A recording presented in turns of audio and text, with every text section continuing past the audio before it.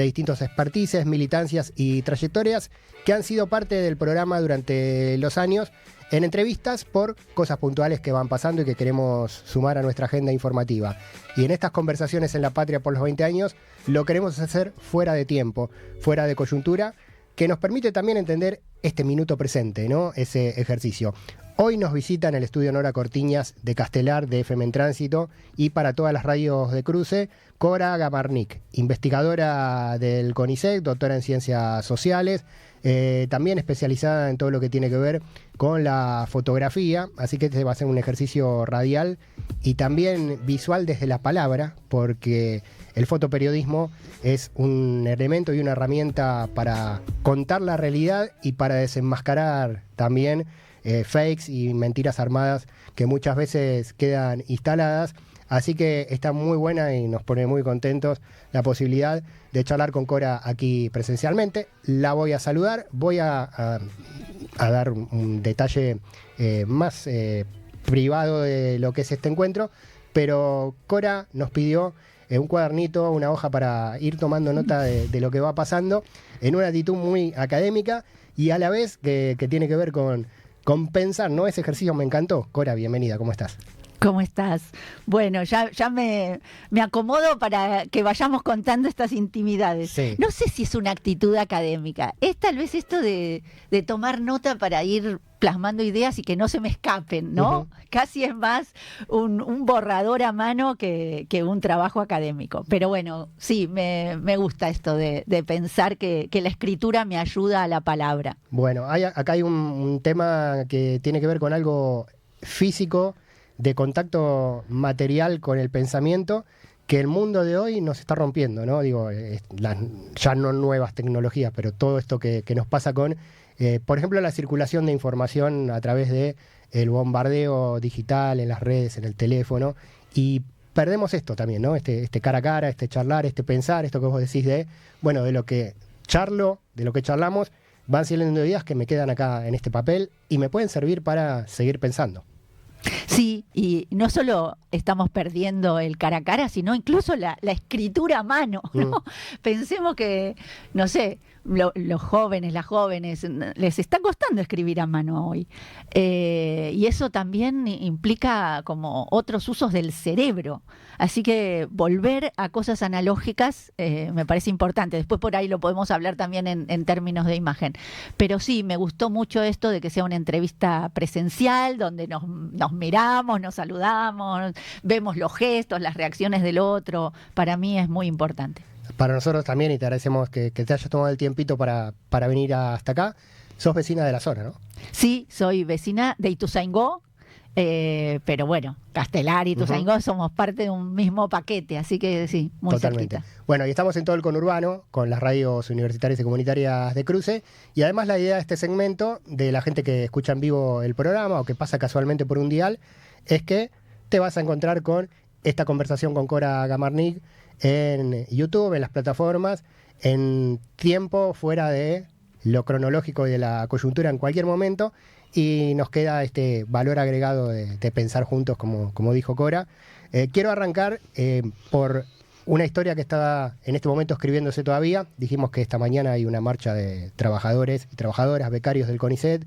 Vos sos investigadora del CONICET, la defensa de la ciencia en términos del presente, pero hay toda una historia que tiene este recorrido también durante los distintos gobiernos. ¿Qué mirada tenés de lo que pasó y de lo que está pasando? Bueno, primero, qué bueno que me preguntes por esto, porque cuando mencionaste que íbamos a hablar por fuera de la coyuntura, yo dije, bueno, igual voy a traer la movilización de hoy a la mañana, porque debería estar allá, pero bueno, también es una forma de estar, poder contar lo que está sucediendo.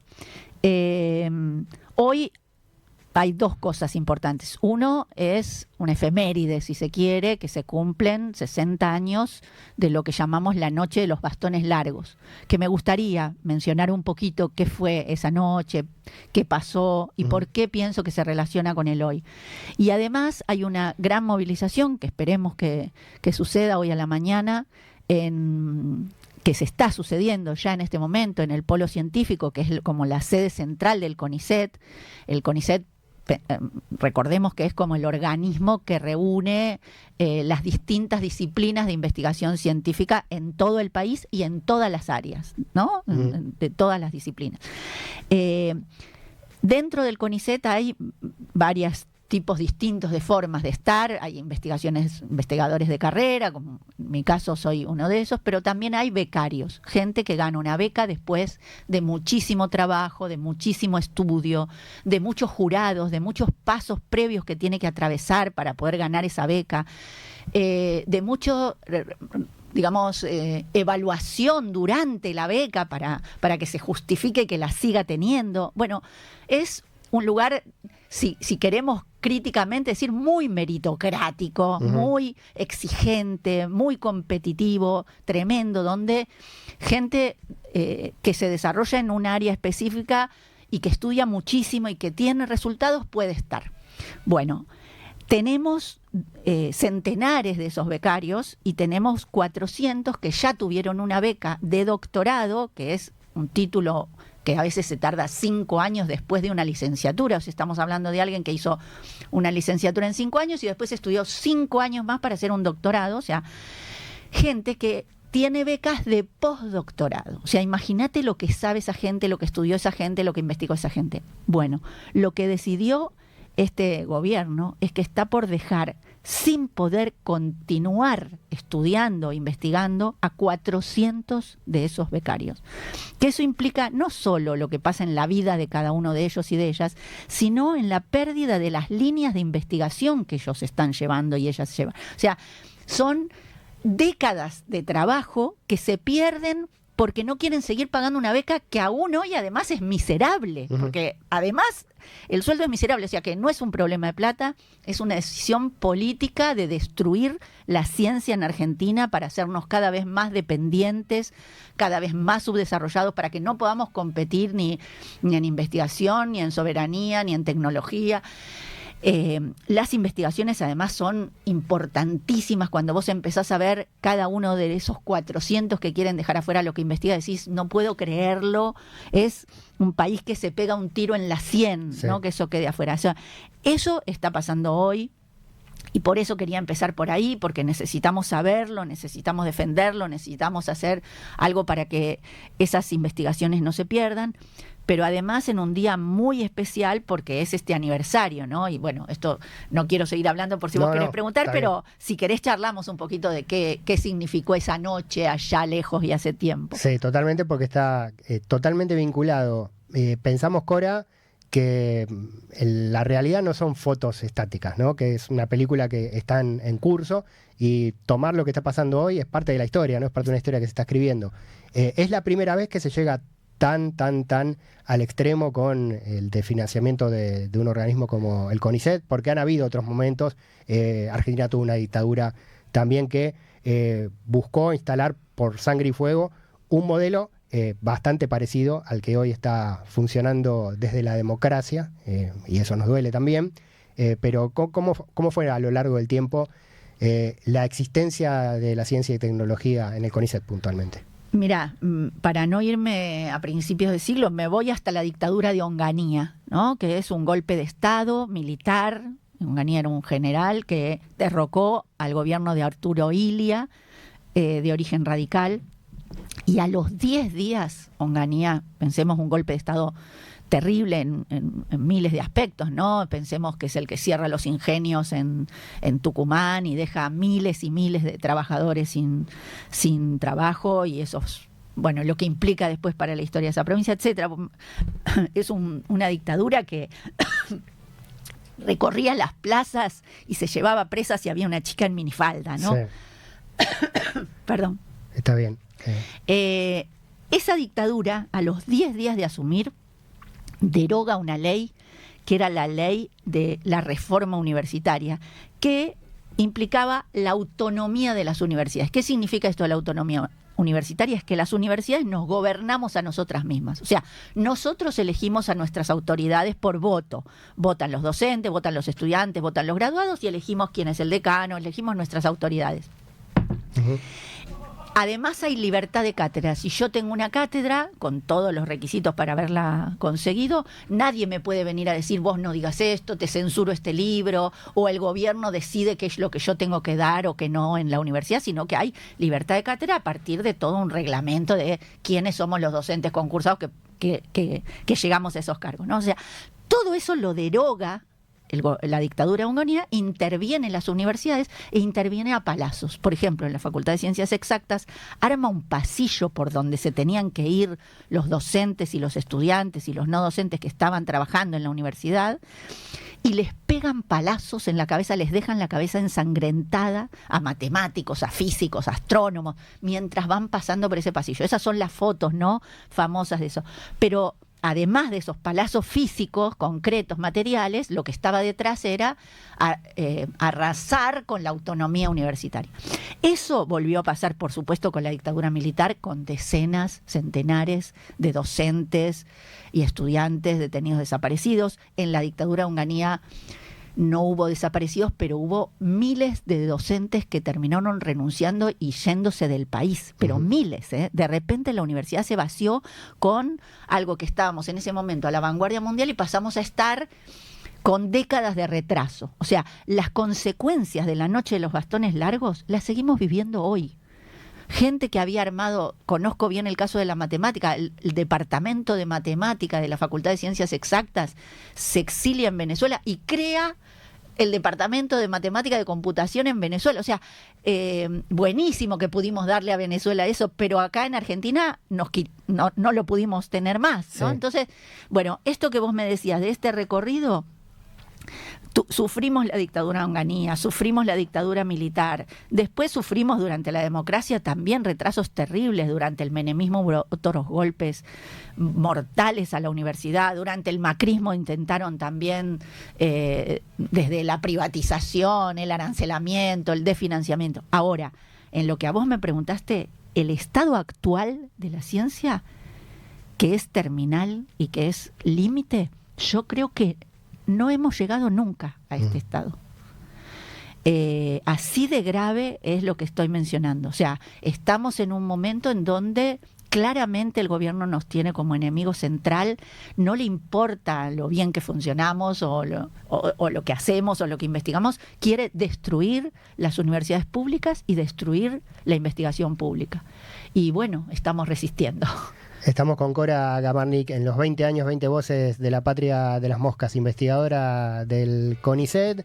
Es impresionante, escalofriante, la escena, la foto, ¿no? El 66 y los docentes renunciando, teniendo que irse del país. Y lo que pasa ahora sin bastones, o más o menos, pero lo mismo, ¿no? La degradación salarial hace que muchas mentes tengan que en un momento elegir, ¿no?, si pueden seguir en la universidad pública o tienen que buscar un trabajo mejor en términos económicos para sobrevivir. Sí, estamos en términos económicos en el borde de la línea de pobreza, estamos todos teniendo que ver cómo sobrevivimos, muchos ya no podemos con un solo trabajo, aún los que mantenemos el trabajo, ¿no? Porque también, y esto nos pasa también a los que somos docentes universitarios, ¿no? Si hacemos la cuenta, esto fue muy fuerte en la discusión por la ley de financiamiento, que es la que exigimos que se cumpla, que además recordemos que fue votada 4 veces por el Parlamento, el gobierno la veta y logramos que este mismo Parlamento, además que le apoya cualquier barbaridad, logramos que con las universidades le ponga un freno, igual el tipo no la cumple. O sea, es una cosa que donde decimos, bueno, ¿dónde está nuestra democracia? ¿Cuáles son los pilares para que digamos que esto sigue siendo una democracia? Si hay leyes votadas una y otra vez en el Parlamento, pese a todas las tramoyas, a los diputados que no sabemos bien por qué votan lo que votan, ¿no? A los cuaders de la vida que los encontramos con dólares cruzando fronteras a las madrugadas a Paraguay. Aún con ese Parlamento logramos que se vote el apoyo a la ley de financiamiento universitario para que podamos seguir existiendo. Y el gobierno la sigue sin aplicar. Entonces, estamos en una situación gravísima que nos hace pensar además profundamente qué es lo que está en juego, por qué destruir las universidades, ¿no? Públicas, además, públicas, masivas, gratuitas, de calidad, donde a pesar del ataque que estamos teniendo, sabemos que son de las mejores del país y del país, pero también de Latinoamérica, también del mundo. O sea, hay rankings muy rigurosos que evalúan los funcionamientos de las universidades, y varias universidades públicas argentinas siguen estando en lo más alto del nivel mundial. Así que, y nosotros tenemos un sistema universitario único, que es que tenemos universidades de cercanía, por ejemplo, todas las del conurbano, que son una maravilla que existan. Nosotros lo naturalizamos. Tengo ganas de ir a la universidad, mi hijo tiene ganas de ir a la universidad, puede ir a una que le queda un colectivo de distancia. Bueno, eso no es normal en ninguna parte del mundo. Claro, ¿no? Uno ve las películas norteamericanas donde el hijo o la hija de la familia junta plata para irse a otro estado a buscar una universidad para poder estudiar. Tal cual. Y es inaccesible. Exactamente. Y no puede vivir más con su familia, pero no, ni siquiera irnos hasta Norteamérica. Si vas a Chile, no pueden hacer lo que estamos haciendo. La lucha de los estudiantes chilenos y chilenas durante décadas tenía que ver con poder acceder a la universidad, que era carísima. No hay universidades públicas como las nuestras. Nosotros tenemos universidades públicas de calidad, gratuitas, pero también de ingresos masivos. Eso realmente es único. Muy pocos países del mundo la tienen, y lo tenemos que defender con uñas y dientes. Y a mí me parece que ahí lo importante, lo que nosotros tenemos que tratar de transmitir, por eso me reinteresa esto de poder charlarlo en la radio, es porque las universidades le sirven aún al que no quiere ir a la universidad, al que no tiene ganas de pisar nunca una universidad, aunque no se le ocurra que una universidad puede ser un espacio, porque tener buenas universidades puede mejorar la calidad de vida aún de toda la sociedad que no le interesa ir a la universidad, ¿no? Si yo tengo, no sé, un río contaminado en mi barrio, por ejemplo, no sé, yo vivo cerca del Reconquista. El Reconquista, hay fotos, ya vamos a hablar seguro de las fotos, pero hay fotos donde se veía a la gente bañándose en el Reconquista, ¿no? Que hoy es un río putrefacto, asqueroso. Yo a veces me imagino, imagínate estar cerca de un río, vas a nadar, vas a andar en un kayak, vas a pasear por su costanera. Bueno, no lo tenemos, está podrido. Pero si yo quiero pensar cómo recuperarlo, ¿a quién voy? Voy a las universidades. Si quiero, bueno, ni que hablar si quiero un médico, si quiero tener un puente que no se me caiga, pero bueno, si no quiero tomar agua contaminada, necesito que haya investigación y una vacuna por el dengue, bueno, en todo eso necesitamos universidades. Entonces, es muy importante que esto se amplíe, se expanda, para que, bueno, las defendamos todos y todas, aún los que no van a las universidades. Totalmente. Cora Gamarnik, además de investigadora del CONICET y de todo su perfil y recorrido académico, es coordinadora del área de estudios sobre fotografía de la Facultad de Ciencias Sociales de la Universidad de Buenos Aires. Y dijimos lo de la película y lo de la foto, ¿no?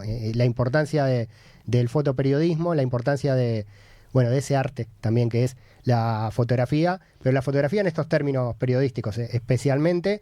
¿Qué lugar le das? Estoy pensando en que dijimos que ahora no hay bastones largos, pero inmediatamente pienso en Pablo Grillo cubriendo la marcha de los jubilados y en lo que pasa todos los miércoles y en cada movilización masiva, y la importancia de esos compañeros y compañeras que están en la calle con la cámara. ¿En qué lugar lo pones vos? Bueno, paso a decir dos cosas. Una es que dentro de CONICET mi trabajo es estudiar la historia del fotoperiodismo en la Argentina, ¿no? Y yo estudié en algunas ocasiones cuáles fueron los periodos de más represión que sufrieron los fotoperiodistas en el país. Y uno de ellos, por supuesto, que fue la dictadura militar, y sobre todo el año 1982 y principios de 1983, los fotógrafos que salían a la calle a cubrir las grandes movilizaciones de esos años, ¿no? Pensemos la movilización por paz, pan y trabajo de la CGT del 30 de marzo del 82, la movilización que hubo post Malvinas, post rendición de Malvinas, ¿no? El 15 de junio, la del 16 de diciembre. En el 82 hubo movilizaciones muy, muy importantes en el país que pedían la democracia, que pedían que se acabe la dictadura militar, los fotógrafos fueron golpeados, les robaban los rollos, los detenían, los corrían, les perseguían, les velaban los rollos cuando los agarraban, les arrancaban las cámaras. Bueno, de ese momento que yo estudié en profundidad, lo que está pasando bajo el gobierno de Milei es el otro momento de mayor represión y mayor cantidad de fotógrafos y fotógrafas heridas, detenidas, golpeadas, las cámaras rotas, y el caso más grave es el de Pablo Grillo, que recibió un impacto de una granada de gas lacrimógeno en su cabeza por ir a cubrir una marcha de jubilados, ¿no? Uh-huh.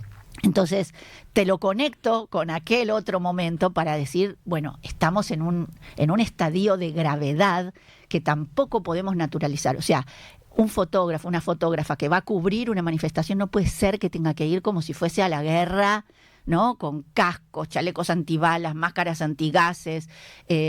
Los fotógrafos y las fotógrafas gastaron muchísimo más en equipamiento para no ser heridos en las manifestaciones que en comprarse cámaras nuevas en todo este tiempo, ¿no? Y sabemos que además, bueno, el caso de Pablo fue el más grave, pero por ejemplo, el fotógrafo Rodrigo Abd, que es corresponsal de la asociación de la agencia Associated Press en Argentina, una agencia norteamericana, un fotógrafo muy reconocido internacionalmente, sufrió la rotura de su tímpano, de su oído, porque un camión hidrante le disparó con el chorro de agua a escasa distancia, ¿no? Uh-huh. Decenas de fotógrafos y fotógrafas sufrieron problemas en su visión porque les tiraron gas pimienta a los ojos directamente. Entonces, esa es la foto, ¿no? Ese es el dato concreto y objetivo. Tenemos todos estos fotógrafos heridos que son buscados como blancos a ser reprimidos en las manifestaciones. La pregunta es ¿por qué? Claro, ¿por qué? Esa es la gran pregunta. No sé, yo me remito inmediatamente a las fotos que bajan, que desmienten la tapa de Clarín de la crisis causó 2 nuevas muertes y permite identificar al asesino, a los asesinos de Costecchi y Santillán, ¿no? El valor de esa foto. Pero hoy, en el tiempo tecnológico que vivimos, donde la imagen tiene un montón de otros recursos, ¿por qué el fotógrafo de carne y hueso pasa a ser el principal blanco, pareciera? Bueno, por un lado, por eso mismo que dijiste vos, ¿no? Gracias a las decenas de fotos, de filmaciones, de imágenes que se pudieron analizar, ¿no? Que analizó una organización que si querés después podemos hablar también, llamada El Mapa de la Policía, uh-huh. Después del impacto que recibe Pablo Grillo, se logra identificar quién es el que hace ese disparo. Y no solo eso, sino que tuvimos la fortaleza como sociedad civil, digamos, de exigir que ese hecho no quede impune, y Guerrero, que es el gendarme que disparó, está hoy procesado y seguro va a ir a juicio oral. Pero eso no llegó a la justicia por sus propios medios investigando. A los días, mientras Pablo estaba peleando por su vida en el hospital, a los 4 días el mapa de la policía ya había identificado con nombre, apellido y cargo quién era el que le había disparado. Y le entregó a la justicia todo ese material con pruebas irrefutables. Uh-huh. Eso es lo que logran también las imágenes hoy.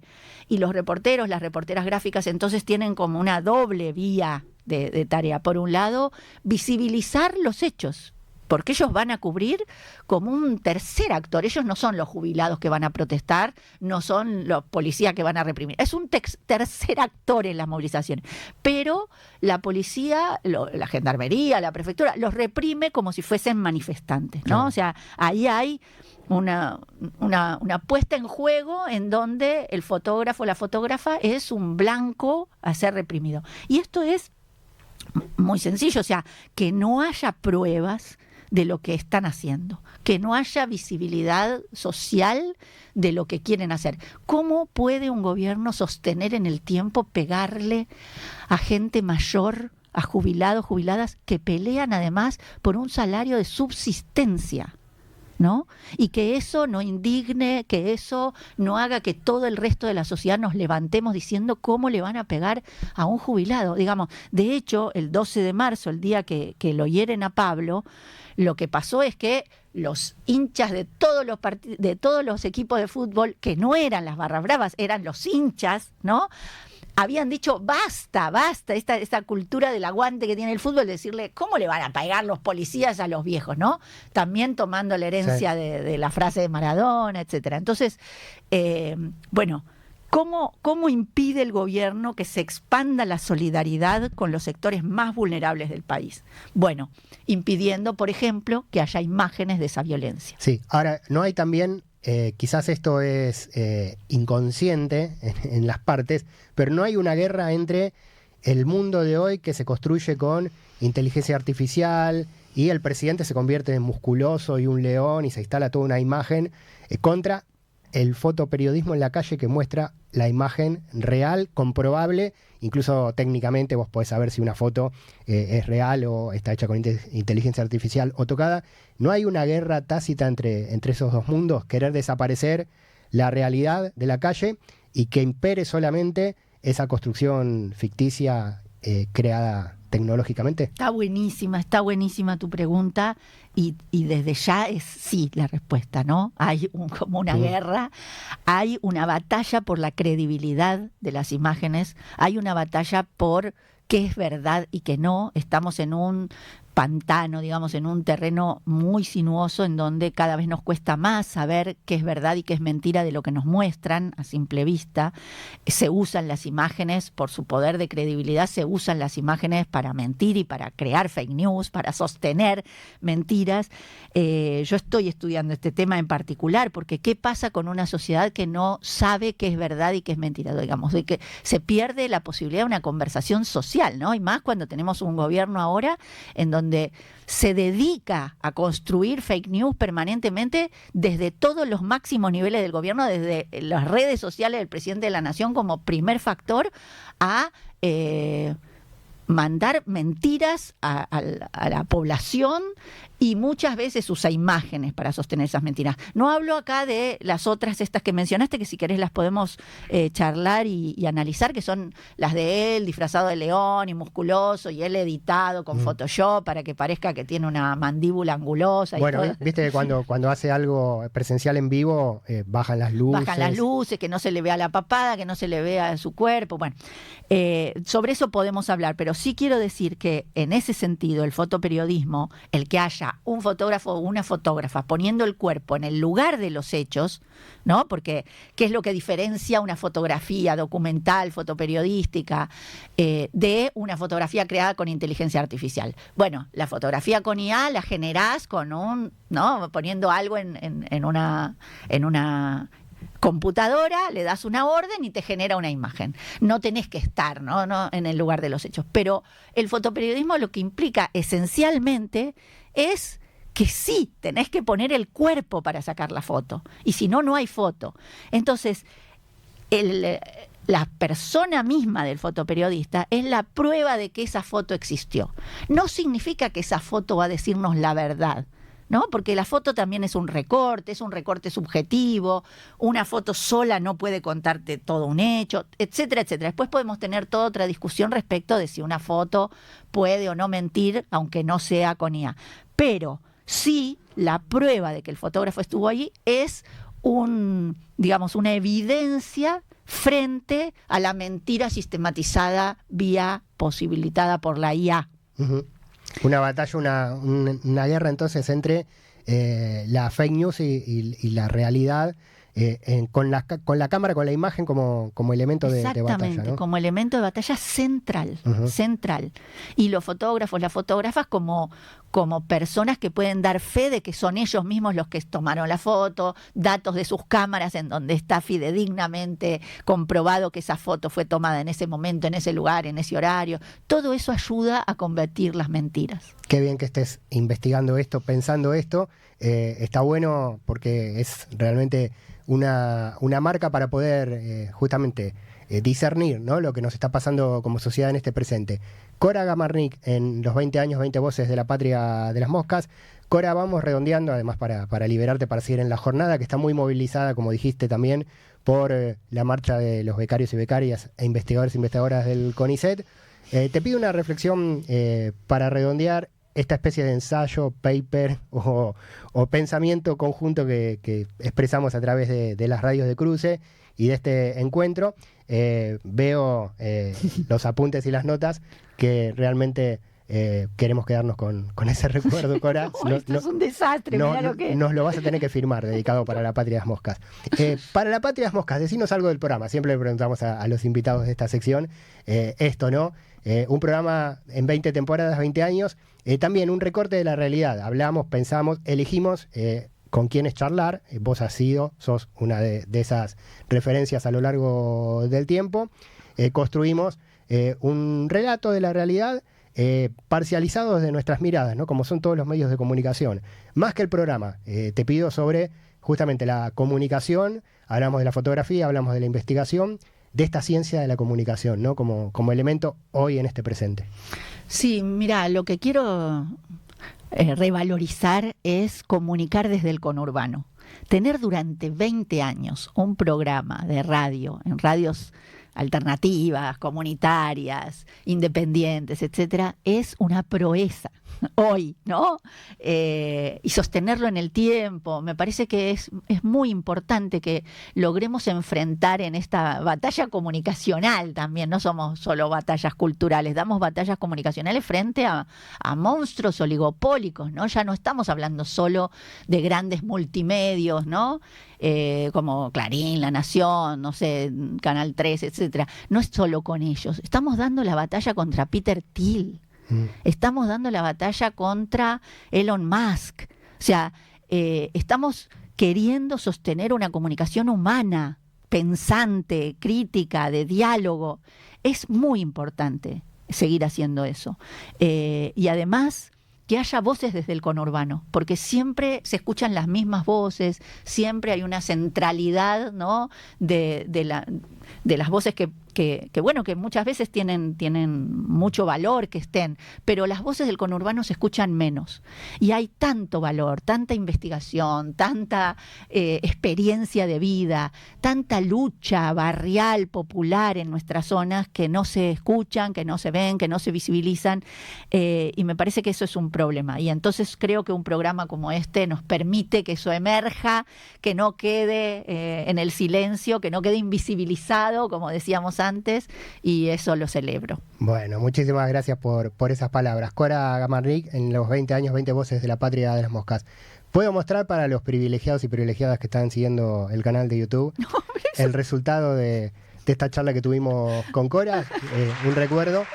Así funciona la mente de una investigadora en la comunicación social en el programa. Cora, de verdad muchísimas gracias, un orgullo. Bueno, te seguiremos molestando en términos periodísticos, en la coyuntura, para los casos puntuales que siempre abordamos, pero este paréntesis en el tiempo tuvo mucho presente, tuvo mucho pasado, tiene mucha mirada para el futuro y esa es la idea. Muchas gracias, un placer. Lo mismo. Cora Gamarnik, pasando por las conversaciones en La Patria de las Moscas en las 20 temporadas de nuestro programa.